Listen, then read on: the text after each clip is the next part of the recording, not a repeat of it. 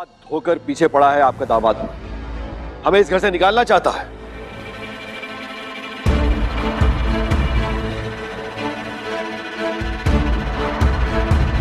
दादा, मैंने तो उसकी मदद करनी चाहिए, पैसा लेकर गया था उसके पास, लेकिन नहीं, उसने तो बहुत बड़ा मुंह खोला, उसे और पैसे चाहिए।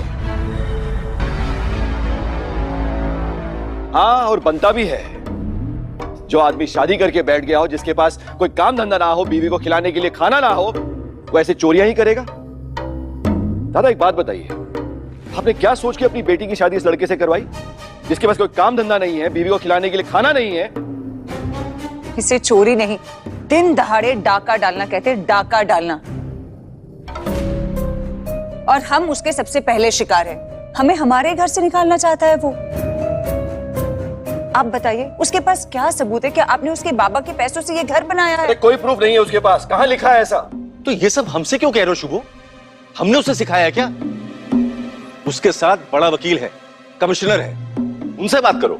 बात तो की थी ना आपने दादा। और अब शुभो के घर में इतनी अशांति है कि सब पर बरस रहा है, खासकर अंजना और बाबलू पर। लालौन दामाद जो ठहरा उनका, पर छोटौन भी पीछे नहीं अब। लेकिन कोई फायदा नहीं हुआ, इसीलिए सारा गुस्सा हम पर निकाल रहे हैं। मुझे लगता है तुम्हें चांटा खाना है।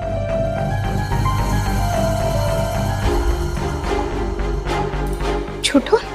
हाँ दादा, बड़े भाई हैं ना आप, मार सकते हैं आप मुझे चाटा, हक है आपको। बिल्कुल नहीं। अब आप दोनों छोटे नहीं हैं, कोई किसी पर हाथ नहीं उठाएगा, नहीं तो सबसे पहले मेरी आवाज उठेगी।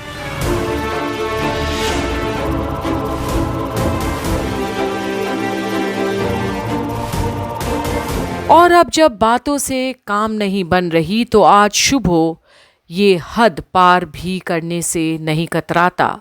पर मीनू की दखलंदाजी क्या पसंद है इस वक्त किसी को भी? शादी होने से पहले इतनी फिक्र छोटौन की। मृणालिनी, तो तुम छोटौन से शादी क्यों नहीं कर लेती?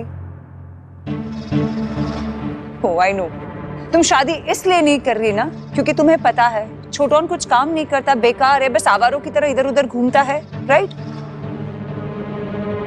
और शादी के बाद तुम्हारा पैसा सिर्फ तुम्हारा नहीं रहेगा, इसीलिए शादी की बात को गोल गोल घुमा रही हो ना तुम। मेजो बौदी, अगर दुनिया में सारे लोग आपके जैसे होते ना तो इतने सारे रंग ही नहीं होते।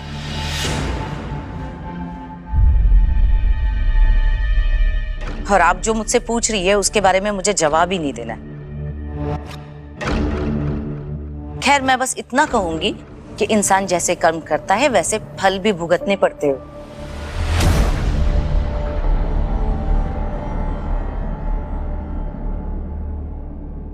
सारा हिसाब इसी जिंदगी में पूरा करना पड़ता है। अरे बस करो ये टीचर की तरह लेक्चर देना। वहां बस्ती में भी बहुत लेक्चर दे रही थी और यहाँ भी लेक्चर दे रही हो। और सुनो, तुम्हारी अभी शादी नहीं हुई है, तुम इस परिवार का हिस्सा नहीं हो अभी, इसलिए बीच में बोलना बंद करो। और अब मीनू से भी कैसे बर्ताव करना है ये भी भूल जाता है शुभो।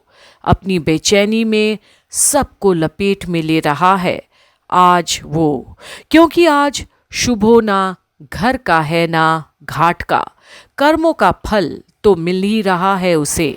शुभो, वो कह रहा है कि घर छोड़कर जाना पड़ेगा, तो क्या सच में? लेकिन तुम लोग कहाँ जाओगे?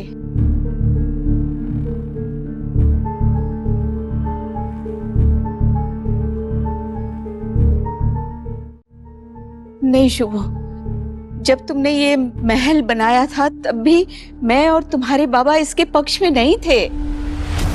माँ, आप भी?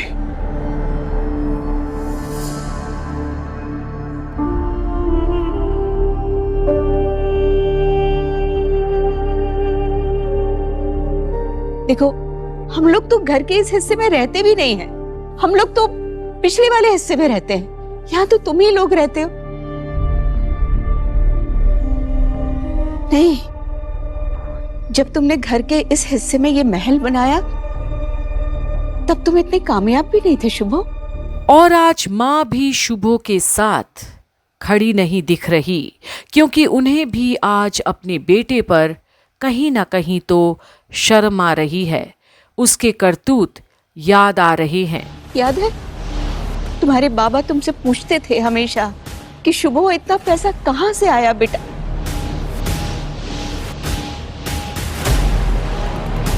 लेकिन तब भी तुम्हारे पास कोई जवाब नहीं था।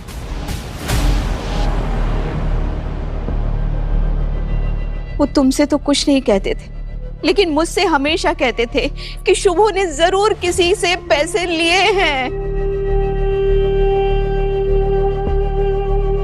और आज माँ को वो पुराने दिन जब याद आए हैं तो सबसे हैरानी अनी को है कि आज तक ये सब किसी और के पसीने की कमाई पर जीवित थे, किसी की चोरी के पैसे पर घर चल रहा था। तभी तो इतनी अशांति थी घर में।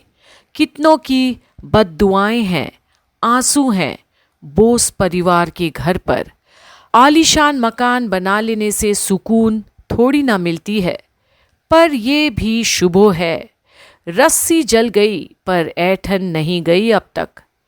तो अब आगे आखिर लालौन और अनुराधा कब और कैसे आते हैं इस घर में वापस जो उनका है।